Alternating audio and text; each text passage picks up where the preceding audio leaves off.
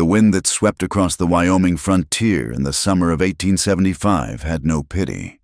It was a hot, relentless force that carried the fine red dust of the plains into every crevice of Redemption Gulch.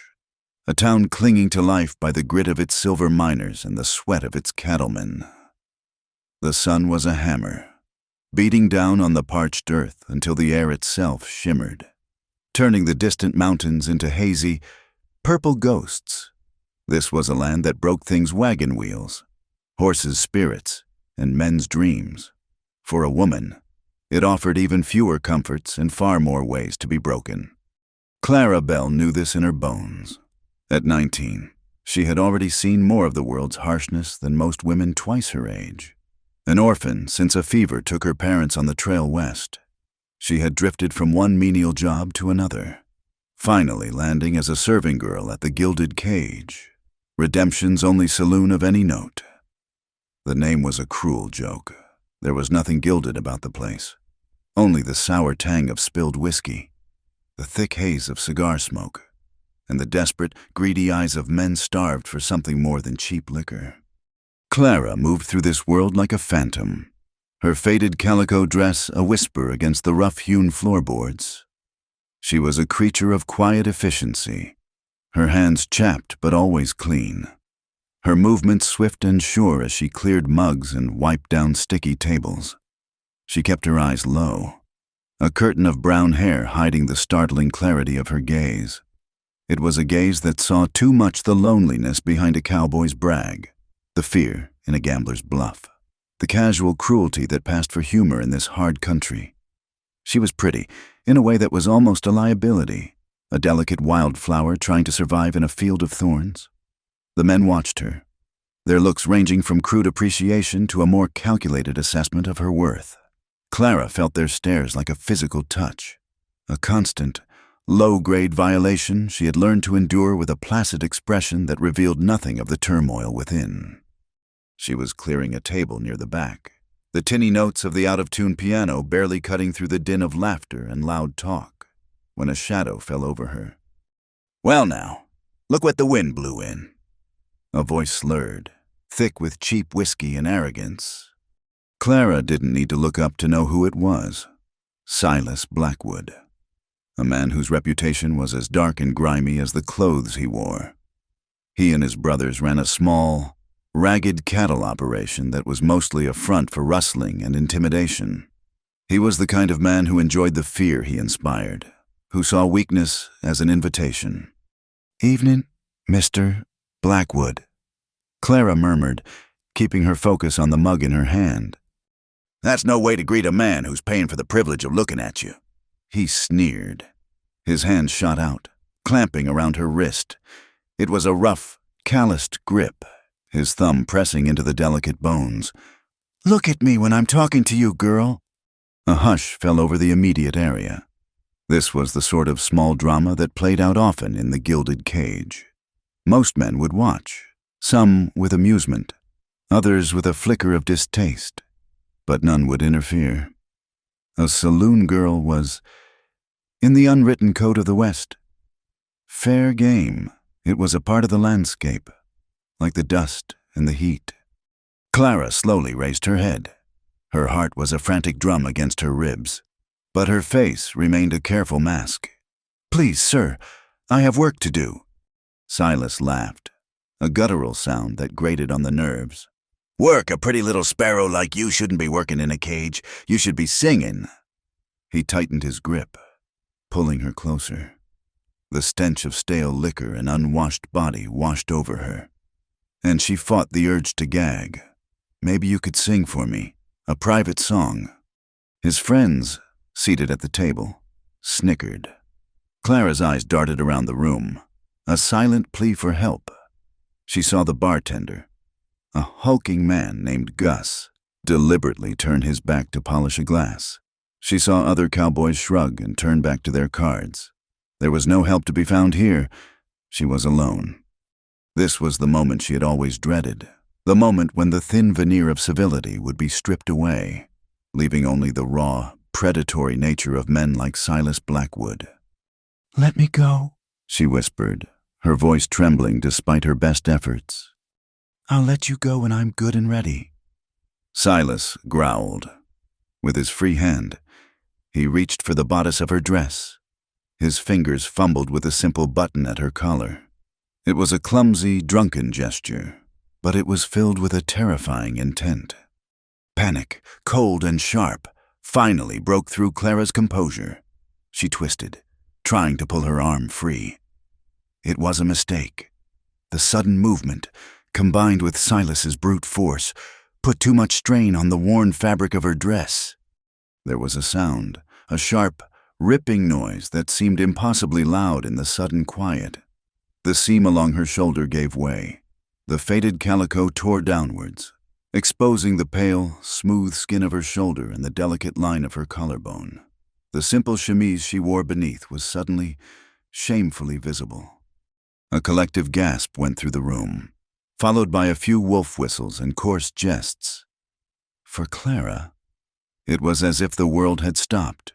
The cold air on her exposed skin was a shock, but the humiliation was a fire that burned through her veins, turning her cheeks a deep, painful crimson. She froze, a trapped animal in the glare of 100 hungry eyes. Silas looked down at the tear, a smug, triumphant grin spreading across his face. He had marked her, broken her public composure. For him, this was victory. And then, a different kind of silence fell, a silence that had weight and texture. It began at the bar and spread outwards, extinguishing the laughter and the murmurs. A man had stood up. He wasn't the biggest man in the room, but he possessed a stillness that made him seem larger. Jesse Colton. The name itself carried weight in Redemption Gulch. Owner of the sprawling Circle C Ranch. A man who had built an empire from dust and determination. He was tall, broad-shouldered, with a face that looked like it had been carved from the unforgiving landscape itself. He rarely came to town, and when he did, he kept to himself. He wasn't dressed like the other cowboys. His boots were worn but well-oiled.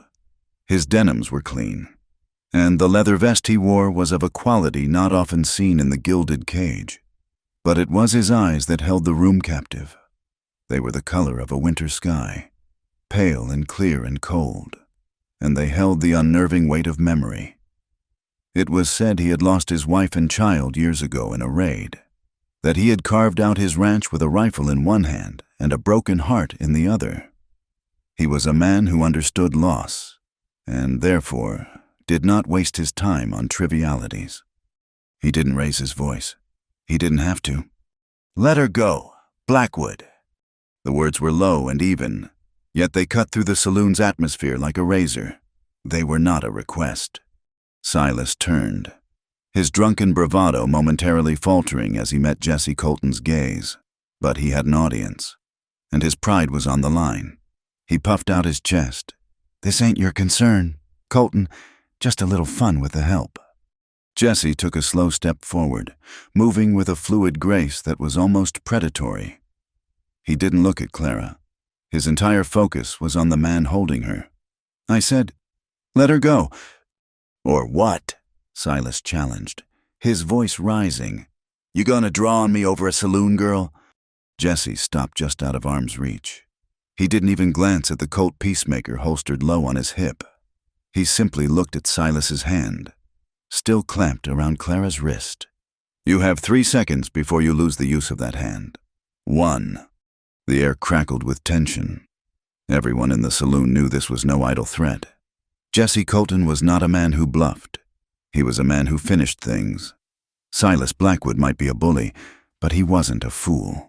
He could see the absolute certainty in Colton's eyes, the complete lack of doubt or hesitation. He saw a man who had faced down far worse things than a drunken thug in a saloon. 2. Silas's smug expression curdled into a resentful scowl. With a curse, he shoved Clara away from him. She stumbled backwards, catching herself on the edge of a table, her hand flying up to clutch the torn fabric of her dress.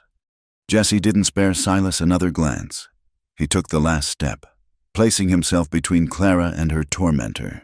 He reached into his vest, pulling out a few silver dollars, and tossed them onto Blackwood's table. The clatter of the coins was deafening in the silence. "That's for her dress," Jesse said, his voice still low but now carrying a distinct edge of command. "And for her time, she's done for the night." He turned to Clara. For the first time, his gaze fell upon her, and for a fleeting moment, the coldness in his eyes softened with something that looked almost like compassion. She was trembling, her face pale with shock, her eyes wide and luminous with unshed tears. She looked impossibly fragile, a broken doll in a room full of careless giants. Without a word, he shrugged off his heavy leather vest. It was a simple, practical garment, smelling faintly of leather, dust, and the clean scent of the open range. He held it out to her. Clara stared at it, uncomprehending.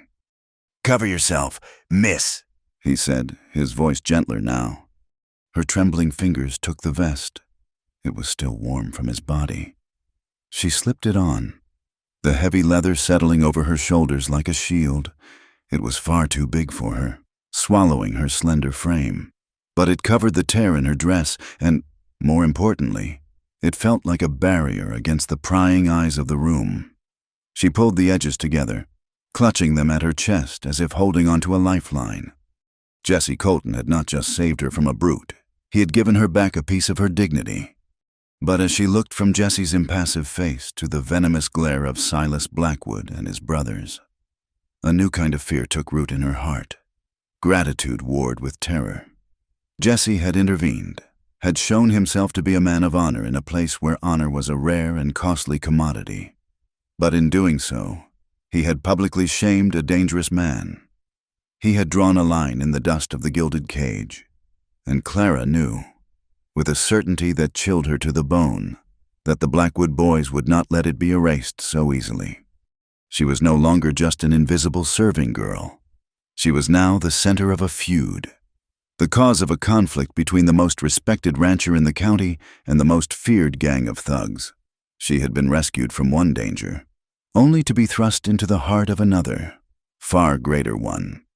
The warm, protective weight of Jesse Colton's vest on her shoulders felt less like a shield and more like a target, and the cold wind that rattled the saloon doors seemed to whisper a warning the trouble was only just beginning.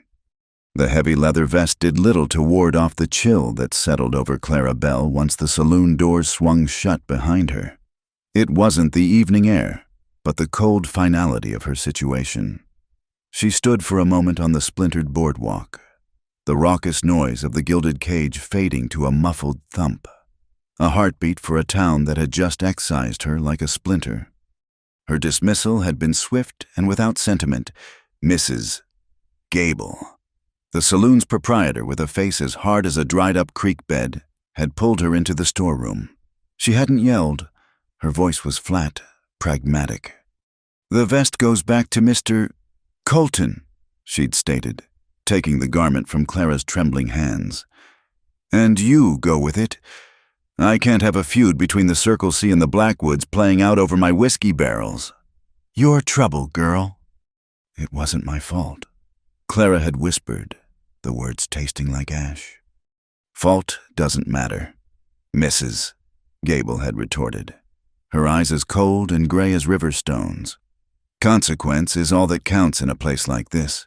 And the consequence of you is broken furniture and drawn guns. I'm running a business, not a charity for stray kittens." She had pressed $2, her week's wages, into Clara's hand, a sum that felt both like a fortune and an insult. Her few belongings, a spare dress, a brush, and a tattered copy of a novel were already bundled in a small sack by the back door. There was no argument to be made. In Redemption Gulch, a woman's reputation was her only currency, and hers had just been declared worthless. Now, under a sky bruised with the first shades of twilight, Clara faced the stark reality of her existence. She had no family, no friends, and a total of $2 to her name. The town was no longer a haven, however wretched. Every shadow seemed to hold the sneering face of Silas Blackwood. Every corner seemed to promise a confrontation she could not win. There was only one option to leave. The next stagecoach west was due just after sundown. It was a lifeline, a slim chance to put Redemption Gulch and its dangers behind her. Clutching her sack, she hurried down the rutted main street, her steps quick and light, trying to make herself as small and unnoticeable as possible. The wind picked up, whipping dust into her eyes and tugging at the torn fabric of her dress. A constant, humiliating reminder of her disgrace. The stage stop was little more than a lean-to at the edge of town, where the last of the ramshackle buildings gave way to the infinite, darkening plains. It was deserted. The vast, empty landscape stretched out before her, beautiful and terrifying in its indifference. The silence here was different from the silence in the saloon. It wasn't pregnant with tension. It was simply empty, vast, and lonely. It swallowed the sound of her own breathing. She waited, her back pressed against the rough wood of the shelter, her senses on high alert. Every rustle of the sagebrush, every distant coyote call, sent a fresh jolt of fear through her. The sun bled out below the horizon, painting the clouds in fiery strokes of orange and purple before finally succumbing to the night. The world grew dim, the landscape dissolving into shades of gray and black. It was then that she heard the crunch of boots on the gravelly road, not the rhythmic clip-clop of the stagecoach team, but the deliberate, menacing tread of men. 3 figures emerged from the gloom, silhouettes against the dying light. Clara's heart plummeted. She recognized the swaggering walk of Silas Blackwood, flanked by his 2 brothers, Caleb and Finn. They fanned out, blocking her path, their faces obscured by shadow, but their intent radiating like heat from a forge. "Going somewhere, Sparrow." Silas's voice was a low, mocking drawl, stripped of its drunken slur and honed to a sharp, cruel edge. Clara shrank back, her hand flying to her throat. "The stagecoach. I'm just waiting for the stage."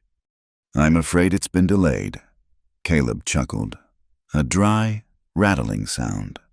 "On account of some unfinished business. You made my brother look like a fool tonight," Finn added, his voice thin and reedy. "Folks are laughing. We don't like being laughed at." They moved closer, circling her like wolves around a cornered doe. This was far worse than the saloon. There were no witnesses here, no chance of a righteous man standing up. There was only the vast, empty darkness and the 3 of them.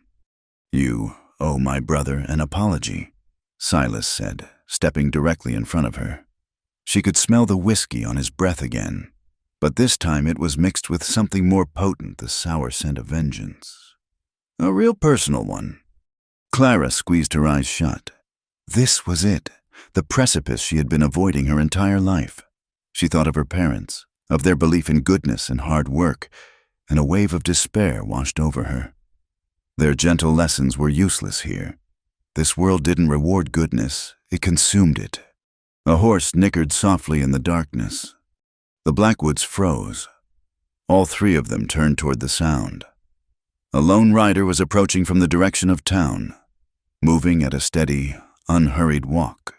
As he drew nearer, his form became clear in the rising moonlight, a tall man on a powerful dark horse.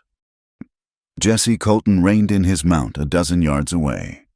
He sat easily in the saddle, the picture of calm authority.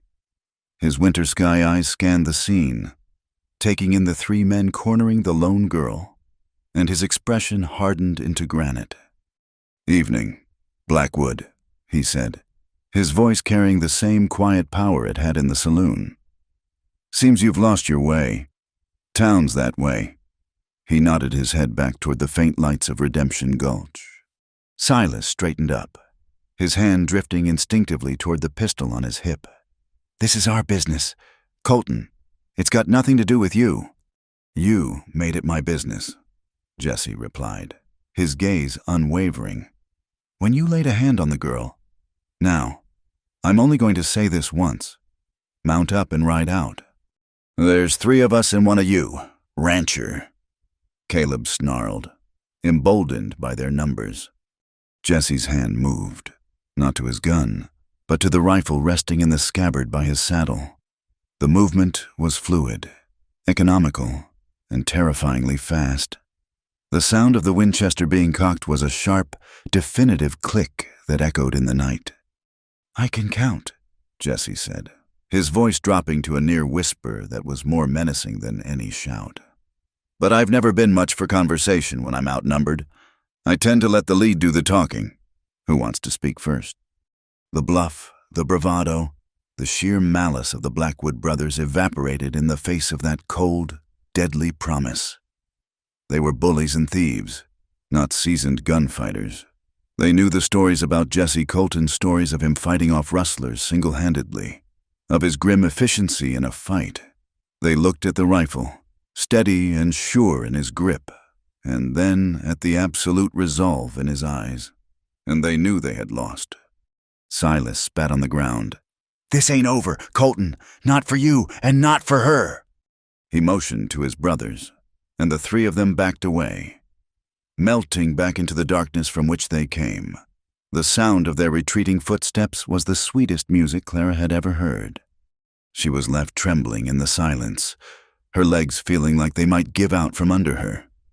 Jesse Colton dismounted and walked toward her, the rifle held loosely in one hand. His presence was overwhelming, a force of nature that had just swept the danger away. "Are you all right, miss?" he asked. The same question as before. She could only nod, unable to find her voice. She was awash with a dizzying mix of relief and shame. He had saved her again. She owed him a debt she could never repay, and she was a constant magnet for the very trouble he seemed destined to solve. "Mrs. Gable told me you were gone," he said, his voice softening slightly. "Figured you might not get far." I had to leave," she stammered, finally finding words. "I'm sorry. I'm so sorry for all this." He looked at her small sack of belongings, at her torn dress, at the way she stood alone at the edge of the wilderness. He saw not a source of trouble, but a victim of it. "It's not your apology to give," he said gruffly. "This land, it's hard on people, especially on those who face it alone." He looked down the dark road, then back at her. "You can't stay here. They'll be back, and the stage won't protect you once it's on the open road. You'll come with me." It wasn't a question. It was a statement of fact, a solution to a problem he had already solved in his mind. "Where?" she whispered, her voice barely audible. "My ranch, the Circle C. You'll be safe there." Clara hesitated. To go with this man, this virtual stranger, to his isolated home, it went against every instinct of self-preservation she had. But what was the alternative? To stay here was a death sentence. To flee into the night alone was just as perilous. Looking at the quiet strength in his face, she knew it was the only real choice she had. She nodded again, a small, jerky movement. He offered her a hand up onto his horse, and she took it. His grip was strong and steady, enveloping her small hand completely. He swung himself up into the saddle behind her, and she found herself enclosed by his presence. Her back resting against the solid wall of his chest, he clucked to the horse, and they moved off into the night, away from the faint lights of town and into the vast, silent plains. The journey was long and silent. Clara was acutely aware of the man behind her, of the heat from his body, the steady rhythm of his breathing. It was an intimacy that was both terrifying and deeply comforting. For the first time in what felt like a lifetime, she felt protected. Hours later, they crested a rise, and she saw it. The Circle C. It wasn't just a house, it was a small kingdom carved out of the wilderness. A long, sturdy ranch house built of thick timber and river stone sat nestled in a grove of cottonwoods, its windows glowing with a warm, welcoming light. Barns, corrals, and outbuildings were laid out with a clear, practical order. It was a testament to one man's iron will. As they entered the house, Clara was struck by its scale. A massive stone fireplace dominated the main room, surrounded by furniture that was heavy, masculine, and built to last. It was clean, orderly, but profoundly empty. It was a space that was lived in, but not loved. There were no feminine touches, no curtains on the windows, no flowers in a vase, no needlepoint pillows on the chairs. It was the home of a wealthy man, but it was also the fortress of a lonely one. Jesse introduced her to an old, grizzled ranch hand named Jed, whose eyes held a mixture of curiosity and concern. He then showed her to a guest room.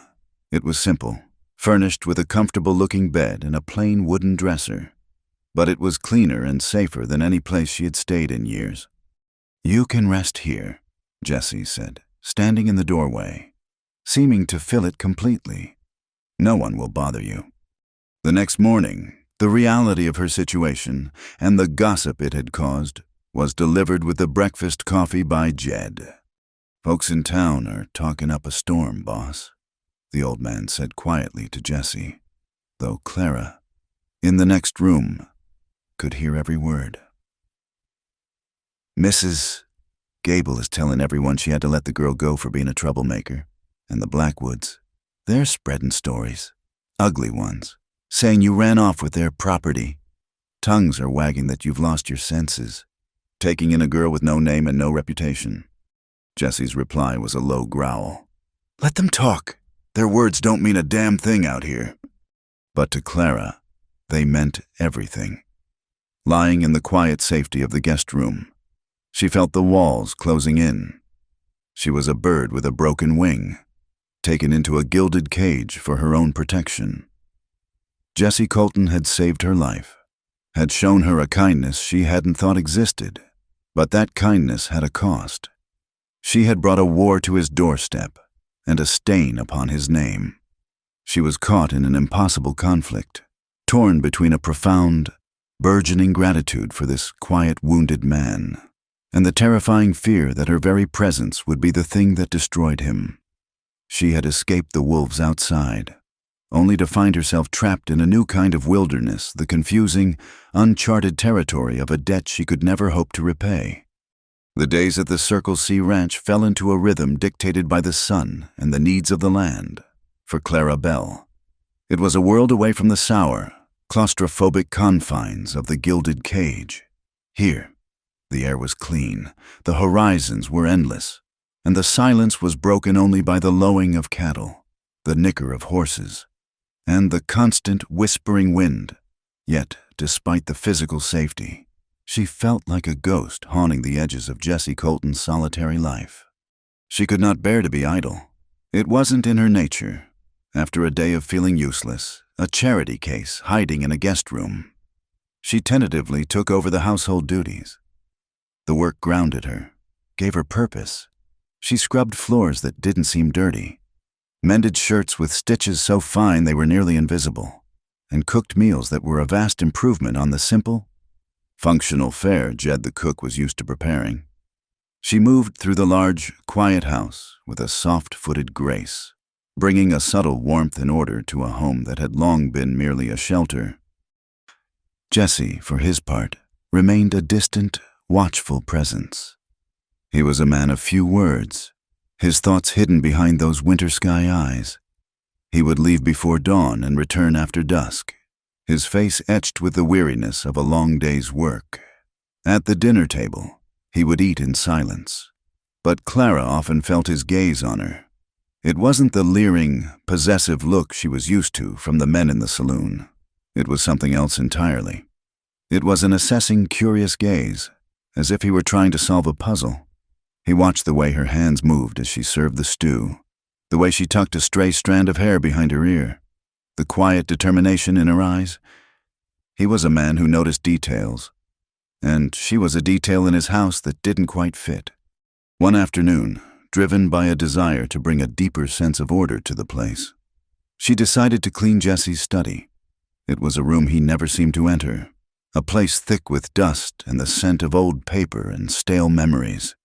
As she carefully wiped down a large, mahogany wardrobe, her cloth snagged on the corner of a drawer that was slightly ajar, she gently worked it free, and in the process, the drawer slid open a few more inches. Inside, nestled on a bed of yellowed linen, lay a single object, a folded square of silk. It was a brilliant, vibrant blue, the color of a mountain lake on a clear day. The material was impossibly fine, a stark contrast to the rough, practical textures of the ranch. It spoke of a world of softness, of perfume, of a woman's touch. Clara knew, with an instinct as sharp and certain as a shard of glass, what it was. This was a piece of the life that had been stolen from Jessie Colton. Her breath caught in her throat. She felt like a trespasser desecrating a tomb. Her fingers hovered over the silk, wanting to touch it, to feel the story it held. But she couldn't bring herself to profane it. This scarf held the ghost of his wife. It was the source of the profound sadness that clung to him like a second skin. Here was the physical manifestation of his pain, the reason for the high, invisible walls he had built around his heart.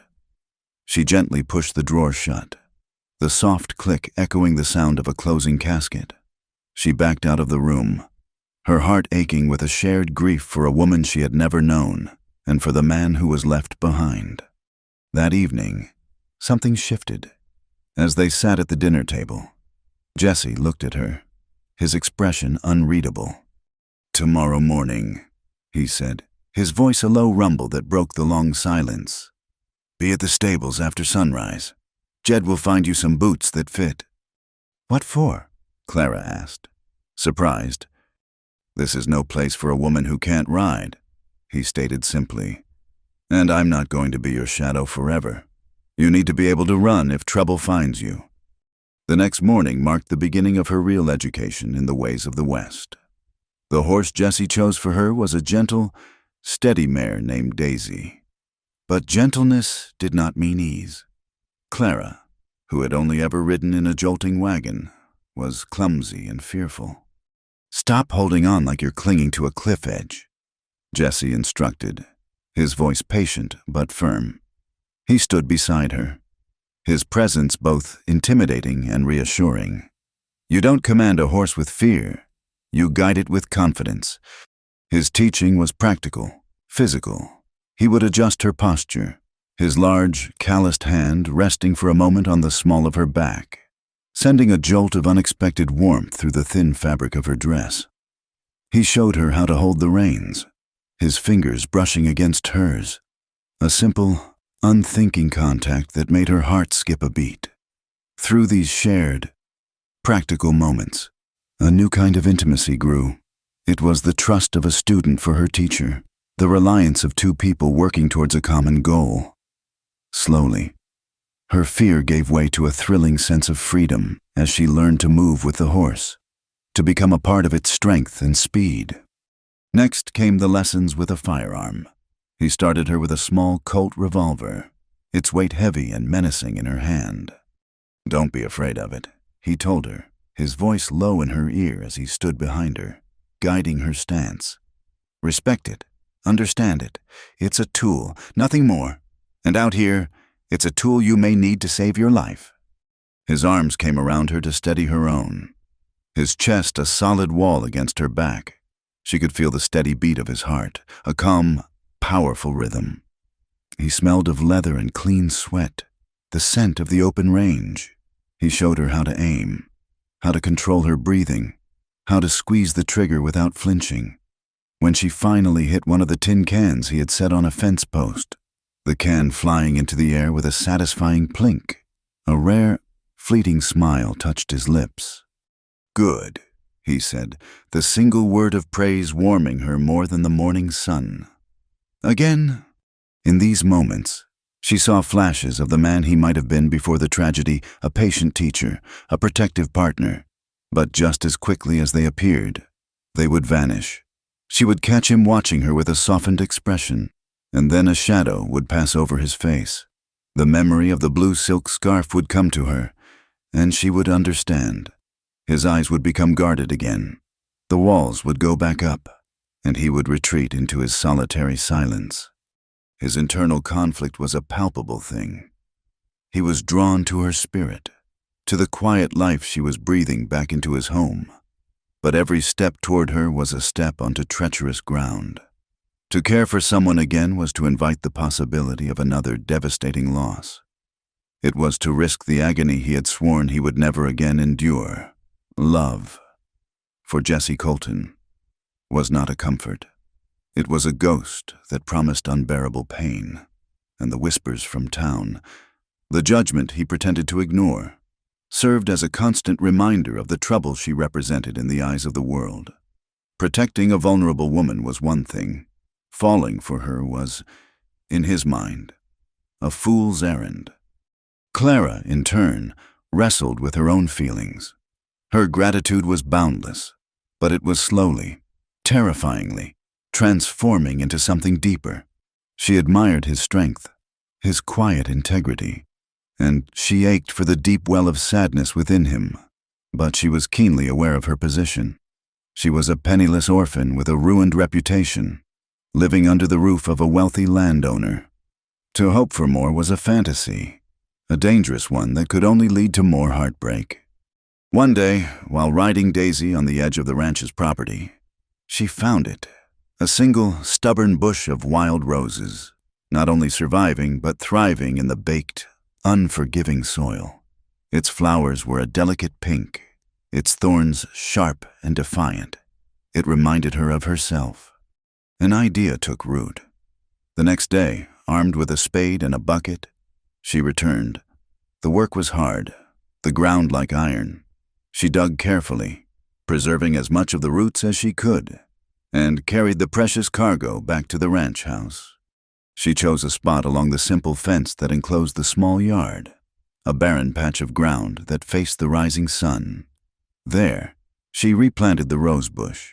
It looked small and lonely, a fragile splash of life against the vast, dusty landscape. But for Clara, it was a profound act of faith. It was a refusal to believe that the land and the heart of the man who owned it was destined to remain barren forever. It was a symbol of hope, a prayer that something beautiful could grow even in the harshest of places. That evening, Jesse stood on the porch for a long time, staring at the newly planted bush. He said nothing, but as the sun set, casting long shadows across the yard, he walked to the well, filled a bucket with water, and carried it over to the small, thorny plant. He watered it slowly, deliberately. He still didn't speak a word. But Clara, watching from the kitchen window, felt her heart swell. It was an acknowledgement, a shared secret, a concession that perhaps, just perhaps, hope was a seed worth watering. The fragile truce between them had solidified into a quiet routine. Weeks bled into a month, and the rhythm of the ranch became the language they shared in place of words. Clara learned the difference between the call of a hawk and a vulture, the scent of rain on dry earth, and the particular weariness in Jesse's shoulders after a long day of branding. He, in turn, grew accustomed to the scent of baking bread that now filled his house, the sight of his mended shirts folded neatly on his dresser, and the steady presence of the wild rose bush by the fence, which had defiantly sprouted new, green leaves. It was a piece as delicate as a spider's web, stretched across the vast, lonely expanse of their shared existence. They were two solitary stars that had drifted into the same orbit, circling one another at a safe distance, governed by the unspoken gravity of their pasts. The blue silk scarf remained in its drawer. The ghosts remained in their graves. But the silence between them was no longer empty. It was filled with the things they did for each other, the full water bucket she left by the door for him, the sturdy new handle he carved for her favorite skillet. These small, practical acts of care were the only vocabulary they had. And for now, it was enough. The summer deepened, tightening its grip on the land. The sun was a relentless tyrant, bleaching the sky to a pale, washed-out blue and baking the earth until it cracked. The heat was a physical presence, a heavy blanket that smothered the air and made every breath a conscious effort. Days were spent in a stupor of sweat and dust, but it was the nights that were the worst. When the sun finally sank, it left behind a thick, suffocating stillness. The air, refusing to cool, hung heavy and motionless, trapping the day's heat against the ground. It was on one such night, when the moon was a sharp, silver sickle in a black velvet sky, that the well pump gave out. It was a common enough problem, but a critical one. Without the well, the lifeblood of the ranch would cease to flow. Jesse had been working on it since late afternoon, his face grim with frustration. Clara had watched him from the kitchen window, his tall silhouette stark against the fading light, the metallic clang of his tools a rhythmic counterpoint to the chirping of the crickets. After she had cleared away their silent dinner, she saw he was still out there, now working by the flickering, uncertain light of a single lantern. Jed had long since retired to the bunkhouse, and the rest of the ranch was asleep. But Jesse remained, a solitary figure wrestling with the stubborn machinery. A wave of compassion, sharp and insistent, washed over her. He worked so hard to keep this world running, to keep her safe within its borders, and he did it all alone. Without a second thought, she tied on her apron, grabbed a second, brighter lantern, and filled a dipper with cool water from the kitchen barrel. She stepped out into the oppressive warmth of the night. The air was so still she could hear the flutter of a moth's wings against the window pane. "I brought you some water," she said, her voice soft in the immense quiet. "And another light." Jesse looked up, startled. He was streaked with grease and sweat, his hair plastered to his forehead, in the combined glow of the lanterns. She could see the deep lines of fatigue around his eyes. He looked, for a moment, not like the powerful owner of the Circle C, but simply like a tired man. "You shouldn't be out here," he said, his voice rough with exhaustion. "Go on back inside." "Two sets of hands are better than one," she replied, her tone gentle but firm. She set the lantern on the edge of the well housing, its clean, bright light pushing back the shadows. "Just tell me what to do." He hesitated, his pride warring with his weariness. He looked at her determined face, at the simple resolve in her eyes, and something in him yielded. He gave a short, reluctant nod. "Fine, I need to get this last section of pipe up. It's heavy. When I lift, you need to be ready to slip this block of wood underneath to hold it in place. Can you do that?" "Yes," she said, her voice clear and steady. The work was awkward and difficult. The pipe was heavy and slick with grime. Jesse positioned himself, his muscles straining as he took the weight. "Now," he grunted, his voice tight with effort. Clara moved quickly, her focus entirely on the task. She knelt, her hands ready with the wooden block. The well platform was made of rough-hewn planks, uneven and treacherous in the flickering light. As she leaned forward to slide the block into the narrow space he had created, the toe of her worn boot caught on a raised nail head. It was a small, clumsy misstep, but it was enough. Her balance gone, she lurched forward with a startled gasp, to keep from falling against the greasy machinery. She threw out a hand to brace herself against the well housing. The sudden, violent movement put an impossible strain on the back of her dress. The dress was one she had mended herself a dozen times.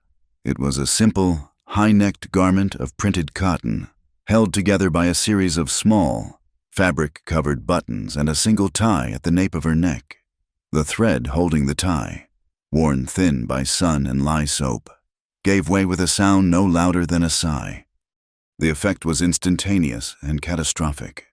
The tension gone, the back of her dress gaped open, the neckline, moments before primly buttoned to her throat, plunged forward, slipping off one shoulder. The worn cotton, suddenly loose, slithered down, exposing the pale, luminous skin of her back, the sharp, delicate line of her shoulder blades, and the simple, clean cotton of her chemise. For a frozen second, nothing happened. Then the cool night air, no longer kept at bay by her dress, touched her bare skin. The sensation was a shock. as sharp and cold as a splash of icy water. A wave of pure, unadulterated panic seized her. Her mind flashed back to the saloon, to the feeling of Silas Blackwood's hand, the sound of tearing fabric, the leering eyes of 100 strangers. She cried out, a small, choked sound of pure terror, and scrambled back, forgetting the pump, forgetting Jesse, forgetting everything but the desperate, primal need to cover herself. She huddled on the ground, turning her back to him, her hands flying up in a futile attempt to pull the gaping fabric together. Her whole body trembled uncontrollably. She felt naked, exposed, utterly and hopelessly vulnerable. Tears of shame and fear burned in her eyes. She was waiting for the coarse laugh, the mocking jest, the rough touch that had always followed such moments in her life. But none of that came. What came instead was silence, a profound, absolute silence, and then the sound of Jesse deliberately turning away, the crunch of his boots on the gravel a clear and respectful message. He was not looking. He did not speak. He moved with a quiet purpose that seemed to calm the frantic beating of her heart. She heard a soft rustling sound, the sound of heavy fabric being moved. When he finally approached, his steps were slow, measured, as if he were approaching a frightened animal. She flinched as his shadow fell over her, squeezing her eyes shut. She felt a great weight settle over her shoulders. It was heavy, warm, and smelled of leather, dust, and him. He had taken off his thick canvas duster, the coat he wore against the wind and the rain, his armor against the world. He didn't just toss it at her, he carefully, reverently draped it around her, his hands never once touching her skin. The coat enveloped her completely, a vast, protective tent that swallowed her small, trembling frame. It shielded her not just from the night air, but from the shame that was consuming her. She huddled inside it, pulling the rough lapels together, breathing in the scent of him, a scent that had come to mean safety. The violent trembling began to subside, replaced by ragged, hiccuping sobs. He knelt beside her, not too close, giving her space, in the soft lantern light. His face was a mask of emotions she had never seen there before. The weariness was gone, replaced by a fierce, blazing protectiveness. There was anger there, too, but it was an anger directed not at her, but at the world that had made her so afraid. And beneath it all, there was a deep, profound ache, a pain that mirrored her own. He finally spoke, his voice a low, gravelly whisper, so quiet she had to strain to hear it over her own weeping. "I will not let anyone hurt you," he said, the words a solemn vow spoken into the heart of the night. He paused, his gaze intense, unwavering. "Not now, not ever again." The word struck her with the force of a physical blow. Again. The word hung in the air between them, acknowledging everything. It acknowledged Silas Blackwood in the saloon. It acknowledged the years of fear and vulnerability she had endured. It was a promise to stand between her and all the hurts the world had ever dealt her. It was the most profound thing anyone had ever said to her. This was not the act of a man seizing an opportunity. This was the act of a man mending a wound. He saw not her exposed skin, but her exposed soul, her raw and terrified spirit. And his immediate, overwhelming instinct was not to take, but to shield, to cover, to protect. The last of her fear dissolved, washed away by a flood of emotion so powerful it left her breathless. It was more than gratitude. It was a feeling of being truly seen, of being valued not for her utility or her appearance, but for the simple, fragile fact of her existence. He was healing a wound in her that she didn't even know was still bleeding. He rose slowly to his feet and extended a hand. "Come on," he said gently. "Let's go inside." She looked at his hand, large and calloused and stained with grease, and she placed her own trembling hand into it without hesitation. His fingers closed around hers, strong and warm, and he pulled her carefully to her feet. He kept her hand in his as they walked back to the house, the abandoned tools and the broken pump forgotten by the well. The silence between them on the walk was different from any silence they had shared before. It was no longer a space of caution or uncertainty. It was a space of deep, resonant understanding, a shared knowledge that something fundamental and irrevocable had just passed between them. A line had been crossed. A vow had been made. He walked her to the door of her room and released her hand. He looked down at her, huddled in his enormous coat, her face pale and tear-streaked in the lamplight.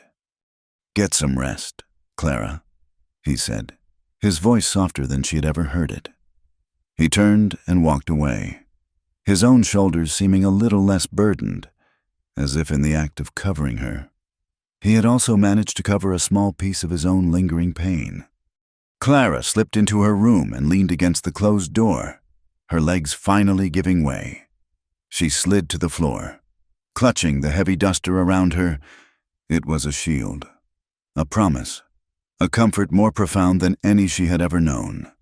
In the heart of the unforgiving West, a world that took and broke and devoured, she had found a man who, when faced with her most vulnerable moment, chose only to cover her warmly, and in doing so, had begun to love her slowly. The night of the broken pump became a silent, unacknowledged anniversary. Something had been repaired between them that was far more essential than a piece of iron machinery. The caution that had defined their interactions dissolved, replaced by a quiet, comfortable intimacy. They still spoke little, but their silences were now a shared language. A look across the dinner table could convey a question. A touch of hands as he passed her a tool could express gratitude. He taught her how to read a brand and how to tell which clouds carried rain. And she, in turn, filled his stark, empty house with the scent of cinnamon and the soft rustle of a turning page. She tended to the wild rose bush as if it were a child, and Jesse took to leaving a full bucket of water beside it every morning before he rode out. It became their ritual, a daily reaffirmation of the fragile, beautiful thing that was growing between them. For the first time in her life, Clara Bell felt the earth solid beneath her feet. She was no longer a piece of driftwood tossed by a merciless current. She was putting down roots. This feeling of security, however, was a dangerous illusion. In the Wyoming Territory, peace was a fleeting season, and the shadows of the past were long and patient.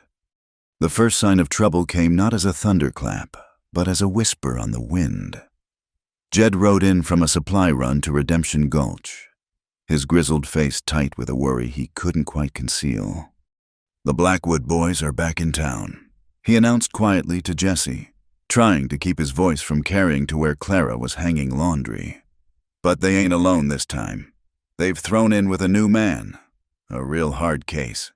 Folks are saying, name of Lazarus Kane." Clara, pinning a sheet to the line, saw Jesse freeze.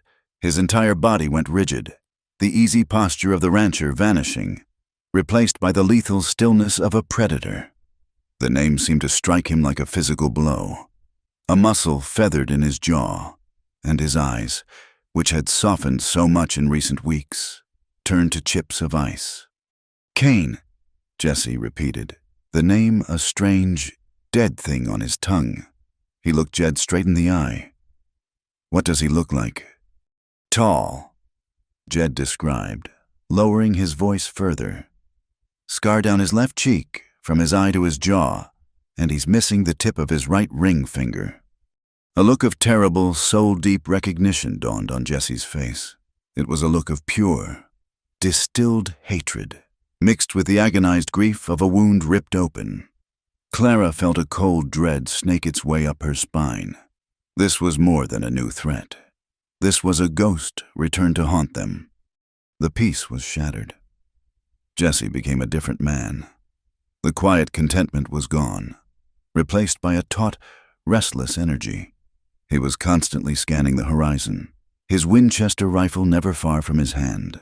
He forbade Clara from riding out alone, his gentle lessons replaced by curt, sharp commands. The walls he had so carefully begun to dismantle were being rebuilt, brick by painful brick. But this time, She knew he was not trying to shut her out, but to protect what was inside. Her newfound freedom felt like a memory. One afternoon, consumed by a need to feel the sun on her face and the wind in her hair, she defied his orders. She told herself it would only be for a few minutes, just a short ride on Daisy to the crest of the nearest hill, a place where she could see the whole sprawling beauty of the ranch. She felt safe, wrapped in the illusion that the Circle's sea was an impregnable fortress. The air was sweet with the scent of sagebrush. She reached the top of the hill and paused, her heart swelling with a fierce, protective love for this land, for this life. She was so lost in the moment that she didn't hear the soft thud of hoofbeats on the dusty trail behind her until it was too late. Hands grabbed her, pulling her from the saddle with brutal efficiency. A rough burlap sack was shoved over her head, plunging her into a world of scratchy, suffocating darkness. She didn't even have time to scream. She fought, kicking and twisting, using the lessons Jessie had taught her, but she was overpowered. She was thrown roughly across the front of a saddle, and the horse took off at a gallop, the jarring motion knocking the wind from her lungs. Her world became a nightmare of darkness, pain, and the jeering laughter of men. When they finally stopped and the sack was ripped from her head, she was in a dusty, hidden canyon miles from the ranch. Silas Blackwood stood over her, his face a mask of smug triumph. But it was the man standing beside him who held her attention. He was tall, with a cruel, thin mouth and a jagged white scar that pulled one side of his face into a permanent sneer.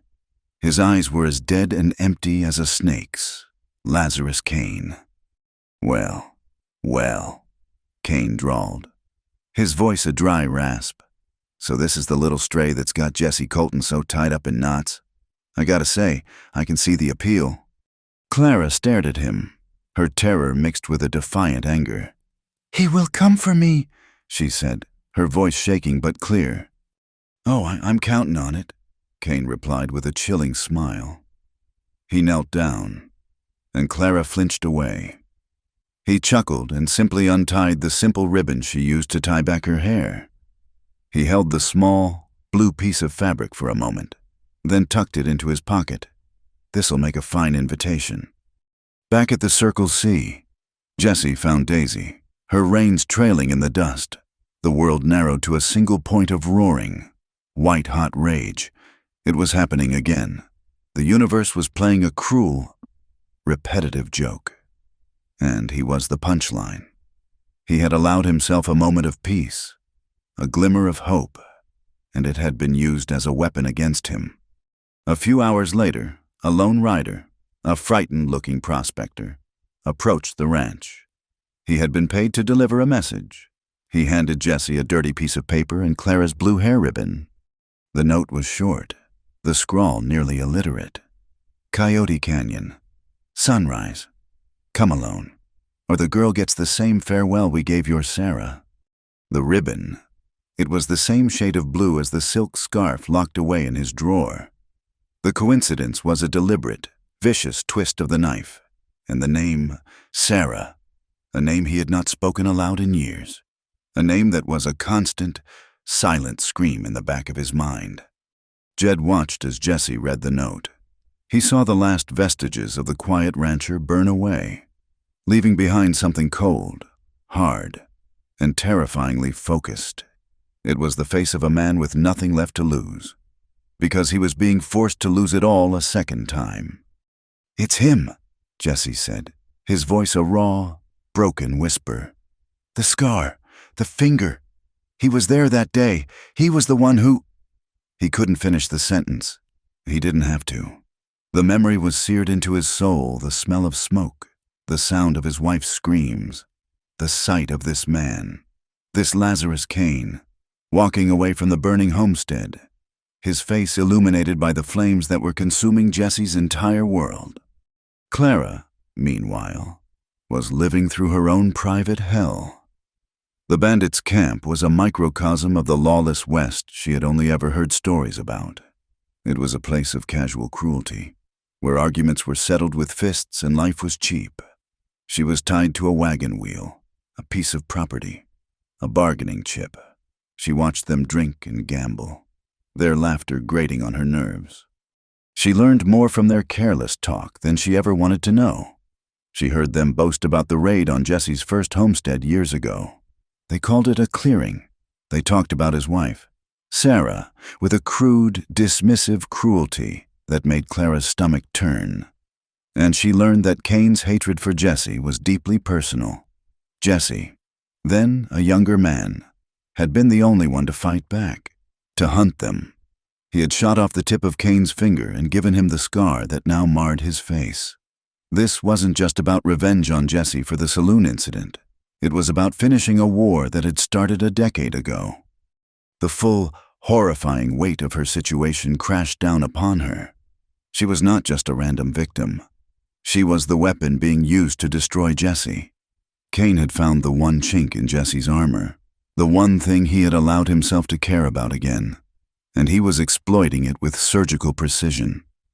Jesse was riding into a trap, not just to save her, but to face the demon who had shattered his life. A terrible, suffocating guilt consumed her. Lying in the cold dust of the canyon, she stared up at the uncaring stars, and the question echoed in her mind. A relentless, torturous refrain. Will I be the reason he loses everything again? She had brought this plague upon him. Her love, the beautiful, fragile thing that had been growing in the safety of his care, was now the very thing that would lead him to his death. The rose bush she had planted, a symbol of hope and new life, now seemed like a cruel joke, a funeral wreath she had woven for the man she was beginning to love.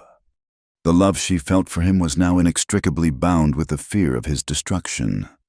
To save him, did she have to wish he wouldn't come, that he would let her go? The thought was an agony beyond words. She remembered the feeling of his duster around her shoulders, the solemn vow in his voice. Not now, not ever again. He would come. She knew he would, and in that moment, she understood the brutal calculus of love and sacrifice in this untamed land. She was no longer just the damsel in distress. Her survival, and his, depended on her finding the strength to be more. As the campfire of her captors died down to glowing embers, Clarabelle stopped crying. Her fear was still there. A cold, hard knot in her stomach, but something else was growing alongside it, a sliver of the same iron resolve that she had seen so often in the man who was now riding toward his past to save her future. The dawn broke over Coyote Canyon not as a gentle promise, but as a sentence. The first light, a pale, sickly gray, leached the color from the red rock walls, revealing a stage set for a tragedy. Clara, tied to the wagon wheel, had not slept. She had spent the night hoarding her fear, compressing it deep inside her until it became a cold, hard stone of resolve in her gut. She had watched the stars wheel overhead, feeling not like a victim awaiting rescue, but like a soldier awaiting a battle she did not choose but would be forced to fight. Lazarus Cain was already awake, sipping coffee by the newly stoked fire. He was a man who seemed to draw energy from the tension in the air. He saw Clara watching him, and a slow, cruel smile spread across his scarred face. He pulled her blue hair ribbon from his pocket and dangled it between his thumb and forefinger. "The sun's up," he said, his voice a rasp that scraped against the morning silence. "Your savior should be arriving any time now. Let's see if he's got the same fire in him he had 10 years ago." The Blackwood brothers were stirring, their overconfidence from the night before curdling into a nervous energy.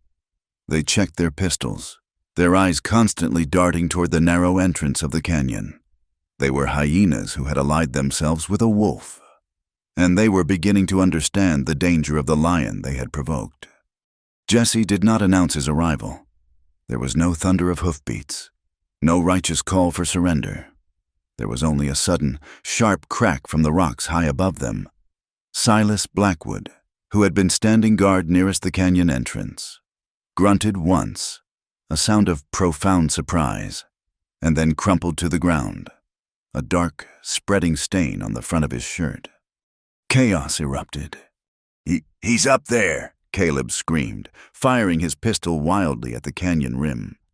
Kane simply kicked the coffee pot off the fire and dove for the cover of an outcropping of rock, dragging Clara's rope with him and pulling her brutally to the ground. "Get him!" he snarled at Finn, the last remaining Blackwood. "He's one man." Another shot rang out, and a chip of rock exploded from the wagon wheel. Inches from where Clara's head had been, Jesse was not aiming to miss. He was using the terrain, a ghost in the rocks, his Winchester speaking with deadly precision. This was her chance. In the panic, Kane had yanked her closer to the wagon, and her bound hands were now just inches from one of the smoldering logs that had been kicked from the fire. Pain was a secondary concern. Freedom was everything. Gritting her teeth against the searing heat, Clara pressed the rough hemp ropes that bound her wrists against the glowing red edge of the wood. The rope sizzled, smoking, the smell of burning fiber filling her nostrils. The pain was excruciating, a white-hot agony that shot up her arms. But she held it there, tears streaming down her face as the thick cords began to fray and weaken. Finn Blackwood was trying to provide covering fire, his shots panicked and inaccurate. Jesse, a master of this deadly game, waited for his moment. When Finn broke cover to reload, Jesse's rifle spoke again. The shot was clean, final. Finn fell without a sound. Now there was only Kane. "It's just you and me now. Colton!" Kane yelled, his voice echoing off the canyon walls. He was using the wagon for cover, holding a long-barreled revolver in his scarred hand. "Just like it should have been. You should have died with her." Clara felt one of the ropes give way, then the other. Her wrists were raw, burned, but they were free. She didn't move. She lay still, her heart hammering against her ribs, her mind racing. Jesse's lessons. Don't be afraid of it. Respect it. Understand it. A weapon. She needed a weapon, a distraction, anything. Her eyes darted around their small patch of ground. She saw Kane's saddlebags, carelessly dropped beside the rock. "You took everything from me," Jesse's voice boomed from the rocks, filled with a decade of raw, unvented fury. She was loud. Kane taunted, his voice dropping to a venomous whisper. Begged for her life, for the baby she was carrying. A sound of pure animal rage tore from Jesse's throat. A volley of shots hammered into the wagon, splintering the wood. The force of his grief and fury made manifest in lead. It was the opening Clara needed. As Kane was momentarily pinned down by the barrage, she moved, fast and low to the ground. She scrambled to the saddlebags. Her burned fingers fumbled with the leather straps. Inside, among a jumble of ammunition and jerky, her hand closed around the cold, heavy steel of a sheathed knife. "You'll die here today, Kane," Jesse roared. "I swear it on her grave." "You'll join her," Kane screamed back, rising up to fire a shot toward the sound of Jesse's voice. At that exact moment, Jesse broke cover. He came down from the rocks, moving with a speed and ferocity that was terrifying to behold. He was no longer the patient rancher. He was an avenging angel, his face a mask of cold fury, the Winchester spitting fire. It was now or never. As Kane turned to meet Jesse's charge, Clara rose to her knees behind him. With a strength born of desperation and a burgeoning, fierce love, she lunged forward and plunged the knife deep into the muscle of Kane's thigh. Kane screamed, a high, thin sound of shock and agony. He stumbled, his leg buckling, his aim thrown off for a critical second. It was all the time Jesse needed. Jesse's shot hit Kane square in the chest, throwing him back against the rocks. But Kane was a cornered devil, full of a hatred that defied death. Even as he fell, he raised his own pistol, his dead eyes fixed on Jesse, and fired. Clara saw it happen in horrifying slow motion. She saw the flash from Kane's barrel, saw Jesse's body jolt, saw him stagger a step, a look of grim finality on his face. He fired his rifle one last time. The bullet found its mark. Lazarus Kane's head snapped back, and he slid down the rock face. His reign of terror finally over. For a moment, the canyon was utterly silent, save for the ringing in Clara's ears and the soft whisper of the wind. The battle was over. Jesse stood, swaying slightly, his rifle held loosely in his hands. He looked at the bodies of the men who had tormented him, and then his eyes found Clara. The ice in his gaze melted, replaced by a wave of overwhelming relief. "Clara," he breathed, the name a prayer. He took one step toward her, and then his legs gave out. He collapsed to the ground in a heap. "Jesse!" The scream was torn from her throat. She scrambled to his side, her own injuries forgotten. A dark, ugly stain was spreading across his side, soaking his shirt with a terrifying speed. The shot had been a bad one, low and ragged. "It's all right," he gasped, his face pale and beaded with sweat. "It's just a scratch." But it wasn't a scratch. It was a death wound, and they both knew it. The adrenaline that had sustained him was fading, and the life was draining out of him with his blood. Panic, cold and sharp, tried to reclaim her. She was alone, miles from anywhere, with the man she loved dying in her arms. The old Clara, the helpless girl from the saloon, would have dissolved into tears, would have prayed for a miracle. But that girl was gone, burned away by the glowing embers of the fire. "No," she said, her voice fierce, commanding. "You are not going to die. I will not allow it." Her mind, which had been a maelstrom of terror, became a place of cold, clear focus. He needed pressure on the wound. He needed shelter. He needed water. The lessons he had taught her, the practical, life-saving knowledge of the frontier, came rushing back. She ripped a long, clean strip from the hem of her own dress, the same dress that had been a source of such shame, and pressed it hard against the wound in his side. He groaned, his body racked with pain. "I need to get you out of the sun," she said, more to herself than to him. She scanned the canyon walls. There, a shallow overhang. Not quite a cave, but enough to provide shade. Getting him there was the hardest thing she had ever done. He was a heavy man, and mostly dead weight. She half dragged, half carried him, her muscles screaming in protest, her burned hands throbbing with every movement. She gritted her teeth, fueled by a ferocious, desperate energy. Love wasn't a soft, gentle thing. It was this brutal, agonizing, backbreaking work. It was grit and sweat and tears and the refusal to give up. She settled him in the shade of the overhang, his head resting in her lap. He was drifting in and out of consciousness, his breathing shallow. She needed to go for help, but she couldn't leave him. He would die before she made it back. "Sarah," he murmured, his eyes cloudy with fever and pain.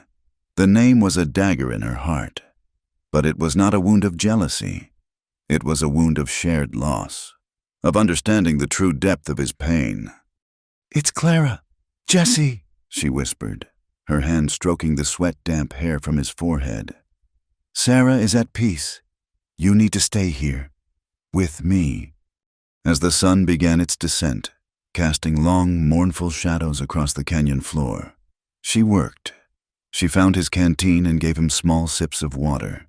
She gathered what little firewood was available, and using the flint and steel from his saddlebags, she built a small, life-giving fire near the mouth of their makeshift shelter. The fire was not just for warmth against the coming night's chill. It was a beacon of defiance against the darkness that was trying to claim him. She sat beside him through the long, lonely hours, constantly checking his wound, murmuring words of encouragement, fighting off the fever that was beginning to rack his body. She held his hand, feeling the thready, weakening pulse, and prayed not to a distant God in a civilized church, but to the harsh, unyielding spirit of the land itself. She prayed for strength. She prayed for him to live. In that small, fire-lit shelter, surrounded by the ghosts of a bloody morning, Clara Belle finally and truly came of age. She looked at the man who lay pale and still beside her. The man who had twice saved her life, who had covered her shame with his own coat, who had taught her to ride and shoot, who had watered her foolish rose bush. She had once thought love was about being protected, about finding a safe harbor in a cruel world. Now she knew the truth. Love was a fire you built in the dark. It was a bandage ripped from your own clothes.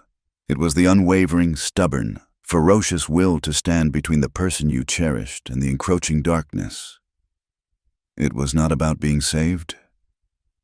It was about becoming the savior. And as she watched Jesse's chest rise and fall with each shallow breath, she made her own solemn vow. He had fought his demons for her. Now she would fight death itself for him. The journey back from Coyote Canyon was a fever dream. Jed and a search party, their faces etched with grim worry, had found them just after sunrise on the second day. They had followed the trail of a single rider leading into the canyon and found the grim tableau of the gunfight, with Clara standing guard over Jesse's still form like a she-wolf over her wounded mate. They fashioned a travois to carry Jesse, and the trek back to the Circle C was a slow, agonizing procession. Clara rode beside him, her exhaustion a heavy cloak on her shoulders, her burned hands wrapped in strips of cloth. She refused to rest, her eyes fixed on Jesse's pale, unconscious face, her hand often reaching out to touch his forehead, to reassure herself of the faint warmth that proved he was still with her. She had kept him alive for 2 days and a night with nothing but grit and a desperate will, and she would not relinquish her vigil now.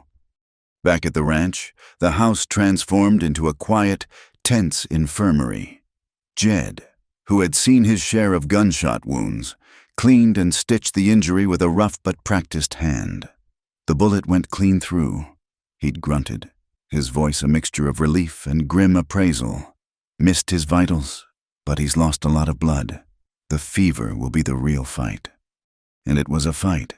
For a week, Jesse hovered in the twilight world between life and death. He thrashed in the grip of fever-fueled nightmares, crying out names Clara did not know, reliving horrors she could only imagine. And through it all, she was a constant, steady presence at his bedside. The shy, retiring girl was gone, replaced by a woman of quiet, formidable strength. She bathed his face with cool water, spooned broth between his chapped lips, changed his bandages with hands that were surprisingly steady, and spoke to him in a low, soothing murmur that seemed to be the only thing that could calm his troubled spirit. When the fever finally broke, he woke to find her asleep in a chair beside his bed, her head resting on her arms, her face pale with exhaustion. His duster was draped over the back of her chair. He lay there for a long time, simply watching her. He saw the raw, red burns on her wrists, the dark circles under her eyes, the fierce, protective set of her jaw even in sleep. He had ridden into that canyon to save her, but in the end, she had been the one to save him.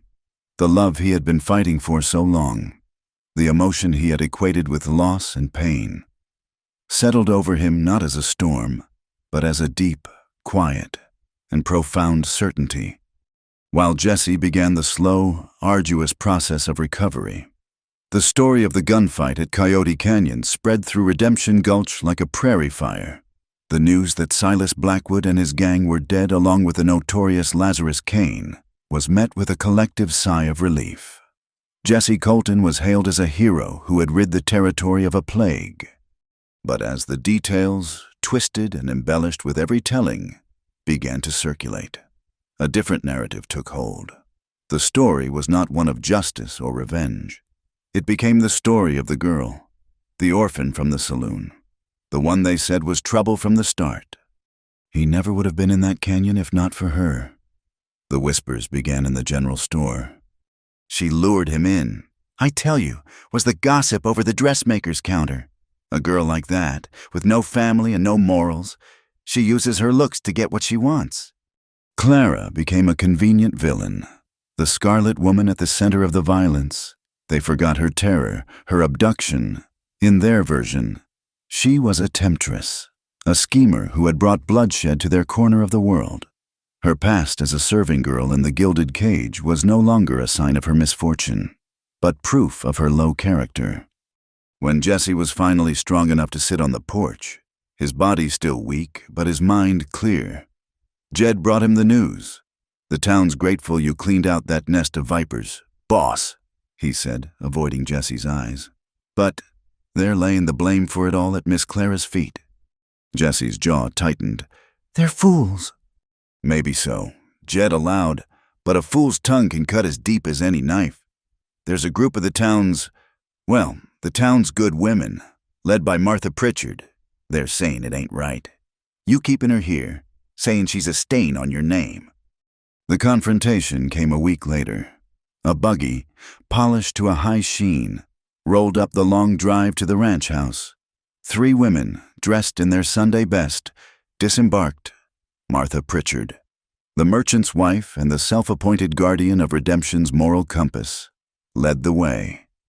She was a stern, corseted woman whose smile never quite reached her cold, judgmental eyes. Clara, who had been tending to her rose bush now, a thriving symbol of her own survival, felt a familiar dread settle in her stomach. "Mr. Colton, Mrs." Pritchard called out, her voice overly bright. "We heard you were on the mend and simply had to come and pay our respects. And to see how you were faring with your new ward." The last 2 words were loaded with insinuation. Jesse, seated on the porch and leaning on a newly carved cane, did not rise. He simply watched them approach, his expression unreadable. Mrs. Pritchard. Clara wiped her hands on her apron and stood beside his chair, her head held high. She would not hide. And this must be the young woman at the center of all the commotion. "Mrs." Pritchard said, her gaze raking over Clara, dismissing her simple, mended dress and the dirt under her fingernails. "My dear, we are, of course, terribly sorry for your ordeal. But you must understand the position you have put Mr. Colton in. The town is alive with the most unsavory gossip." "I'm sure it is," Jesse said, his voice flat and cold. "Gossip is the currency of the idle." Ignoring him, Mrs. Pritchard focused on Clara. "A woman's reputation is her most precious possession, and once sullied, well, it is nearly impossible to restore. For Mr. Colton's sake, and for your own, perhaps the most respectable course of action would be for you to move on. We have connections at a church in Laramie that finds positions for unfortunate girls." The insult was clear, wrapped in the guise of Christian charity. They were offering her an ultimatum: disappear, or be branded a pariah. The old Clara would have crumbled, but this Clara had faced down murderers. She had held death at bay with her own 2 hands. The judgment of these sanctimonious women was a paltry thing by comparison. Before she could speak, however, Jesse moved. He pushed himself slowly, painfully, to his feet. He reached out and took Clara's hand, his grip firm and unwavering. He entwined his fingers with hers, the calloused strength of his hand a silent testament of his choice.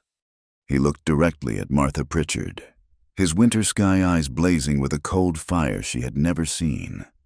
"Clara is not my ward," he said, his voice ringing with an authority that left no room for argument. "And she is not leaving. She is the bravest, most honorable woman I have ever known. She is the woman I intend to marry." The 3 women stared, their mouths agape. The declaration was a thunderclap, a direct challenge to their authority and their carefully constructed social order. "Marry her, Mrs." Pritchard finally sputtered, her composure shattered. "A saloon girl. Have you lost your mind?" "No," Jesse replied, his voice softening as he looked down at Clara, a tender, protective light in his eyes. "For the first time in 10 years, I've found it." He squeezed Clara's hand. "Now, if you'll excuse us, you've trespassed on my property and insulted my future wife. The road back to town is that way." Word of his declaration spread even faster than the news of the gunfight. The town was divided. Some were scandalized. siding with Mrs. Pritchard's view of propriety. But others, particularly the rougher men, the miners and the cowboys who understood the harsh realities of survival, began to look at Clara with a new, grudging respect. She wasn't just the girl Jessie Colton had saved. She was the woman who had stood her ground. The ultimate test came a month later, at the town's annual fall festival. It was a day of celebration, a brief respite before the onset of winter. The main street was filled with people, the air with the smells of roasting corn and cider, and the sounds of laughter and fiddle music. Jesse, now walking without his cane but still moving with a certain stiffness, insisted they go. It was a statement. When he helped Clara down from the wagon, a hush fell over the crowd. Every eye was upon them. Clara, wearing a simple new dress of dark blue cotton that she had sewn herself, felt the weight of their collective gaze. She could see Mrs. Pritchard and her circle, standing near the town hall, their faces masks of disapproval. Jesse ignored them all. He took her hand, his touch warm and reassuring, and led her through the throng. The whispers followed them like a cloud of insects. As evening fell and lanterns were lit, the fiddler struck up a waltz. It was the social centerpiece of the evening. Jesse turned to her. "May I have this dance?" he asked, his voice low and for her alone, but his gesture was for everyone to see. Her heart hammered against her ribs. I don't know how," she whispered. "Neither do I," he admitted with a rare, crooked smile. "We'll learn together." He led her to the cleared space in the middle of the street that served as a dance floor. The crowd parted before them. As he put one hand on her waist and took her other in his, she could feel the tension radiating from the onlookers. They began to move, their steps clumsy at first, a simple, shuffling rotation. They were not graceful, they were not elegant, but they were together. They looked only at each other, their eyes locked in a silent conversation. In his gaze, she saw not the ghosts of his past, but the promise of their future. In her eyes, he saw not the frightened orphan he had rescued, but the strong, resilient woman who had rescued him right back. The rest of the world, the whispers, the glares, the judgment faded away until there was only the two of them, turning slowly in the warm glow of the lanterns. A unit forged in fire and bound by a love that was stronger than any gossip or prejudice. They were not just dancing, they were making a stand. They were claiming their right to happiness in a world that had tried its best to deny it to them. And as the simple, three-beat rhythm of the waltz filled the autumn air, the contemptuous stares of some were slowly joined by the dawning, admiring gazes of others. They were witnessing something rare and true, two broken souls who, against all odds, were finding a way to become whole. The first hard frost of the season had come in the night, a silent thief that stole the last vestiges of autumn's warmth and left the world glittering in its wake. When Clara stepped onto the porch in the pre-dawn chill, the air was so cold and clear it felt like breathing shards of glass. A thin, crystalline blanket of white covered the hard-packed earth and trimmed every fence post and blade of grass with silver. The sun was just a rumor on the eastern horizon, a faint blush of rose and gold that promised a day of brilliant, unforgiving clarity. She hugged a thick woolen shawl around her shoulders, the one Jessie had quietly left on the foot of her bed a week ago, and made her way toward the small yard. Her steps were the first to mar the perfect, untouched frost. In the quiet of the morning, the ranch felt like the only place on earth, a bastion of warmth and life against the encroaching cold. And then she saw it, the wild rose bush. It was no longer a single, solitary plant. Over the summer, it had sent out runners, new life creeping unseen beneath the soil, and now a thick, sprawling patch of thorny, defiant life covered the entire length of the fence. Each leaf, each thorn, each swelling rose hip was encased in a delicate, intricate layer of frost, catching the first rays of the sun and shattering the light into 1,000 tiny rainbows. It was breathtakingly beautiful, a masterpiece of ice and life. She stood before it, mesmerized. This patch of ground had been her first act of faith on the Circle Sea. She had planted a single, desperate piece of hope in the barren dirt. And it had not only survived, but it had flourished. It had taken root, held on through the blistering heat and the violent storms, and transformed the landscape. It was a mirror of her own journey. She had arrived here as a single, uprooted thing, and now she felt her own roots digging deep into the soil of this place, of this life. A soft crunch of boots on the frosted ground announced Jesse's approach. He came to stand beside her, not speaking, just following her gaze to the frosted roses. He carried 2 steaming mugs of coffee, and he handed one to her. She wrapped her cold hands around its warmth, the ceramic a welcome anchor in the crisp air. They stood in comfortable silence for a long time, watching as the sun climbed higher, its warmth beginning the slow work of melting the frost, each branch and leaf weeping tiny, glittering tears. "Jed says we're in for a hard winter," Jesse said finally, his voice a low rumble that seemed to be part of the morning itself. "We'll be ready for it," Clara replied, her voice soft but sure. It wasn't a question or a hope. It was a statement of fact. "We—" The word felt as natural on her tongue as breathing. "Yes," he said, turning to look at her. "We will." The intensity in his gaze made her breath catch. In the clear morning light, she could see the fine lines around his eyes, lions carved by sun and sorrow, and, more recently, by laughter. The haunted look that had been his constant companion when she first arrived was gone, replaced by a deep, settled peace. The wound in his side had healed into a puckered scar, but the deeper wounds in his soul seemed to have finally begun to close as well. He reached into the pocket of his heavy sheepskin coat. "I have something for you, Clara." His hand came out, and he opened his fingers. Lying in the center of his broad, calloused palm was a ring. It was not a fancy, store-bought piece of jewelry. It was a simple, solid band of silver, hammered into shape so that it caught the light on a dozen different facets. It wasn't perfectly round or perfectly smooth. It was imbued with the character of the hands that had clearly made it. It was simple, strong, and beautiful in its honesty. It was a reflection of him. "I'm not a man of pretty words," he began, his voice rough with an emotion he was not used to expressing. "The last 10 years, I've been living in a ghost story of my own making. I built walls around this place and around my heart, and I thought that was the only way to survive. I thought caring for someone was just an invitation for more pain." He paused, his gaze dropping to the ring and then rising back to meet hers. "Then you came. You walked through all my defenses without even trying. You brought light into this house, and you faced down monsters, both mine and your own. You showed me that a man isn't strong because of the walls he builds, but because of what he's willing to protect inside them."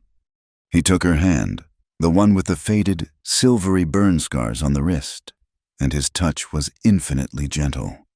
"I know I can't promise you a life without hardship," he continued, his voice thick with sincerity.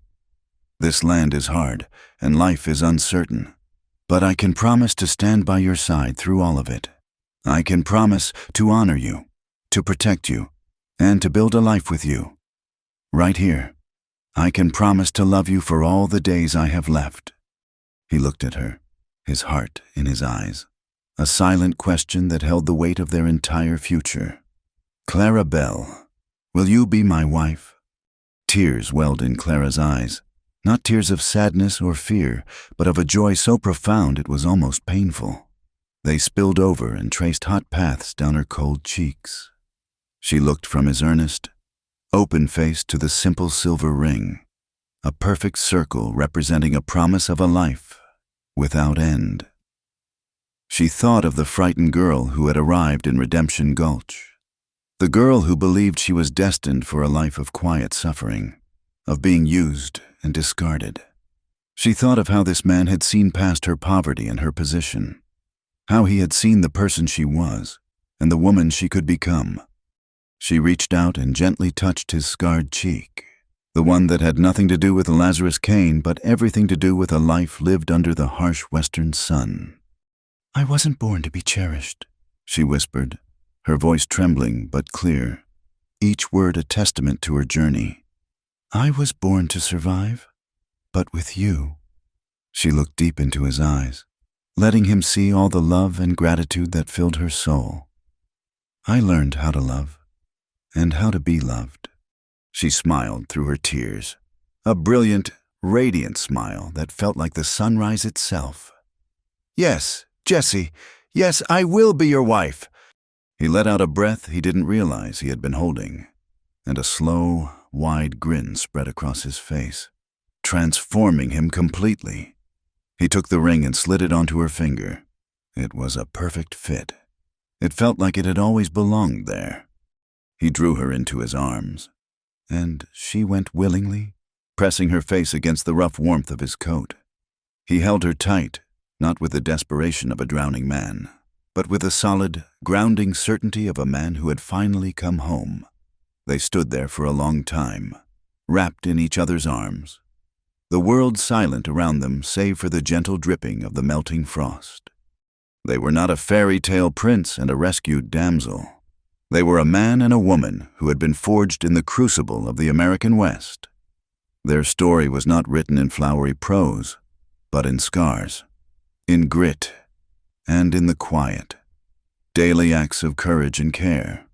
They were a chosen family, a testament to the idea that in this vast, unforgiving land, a home was not a place you inherited by blood or by status, but a sanctuary you built with your own two hands, cemented by loyalty, and sanctified by a love brave enough to choose it.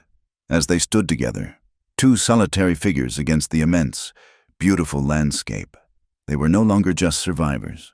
They were pioneers of the heart, ready to build their future together. Thank you for listening to our story. We'd love to know where you're listening from, so please leave a comment below to connect with us and share your thoughts. If you enjoyed this tale, please subscribe to our channel, Wild West Night. Give this video a like, and consider hitting the hype button to help this story reach more listeners like you.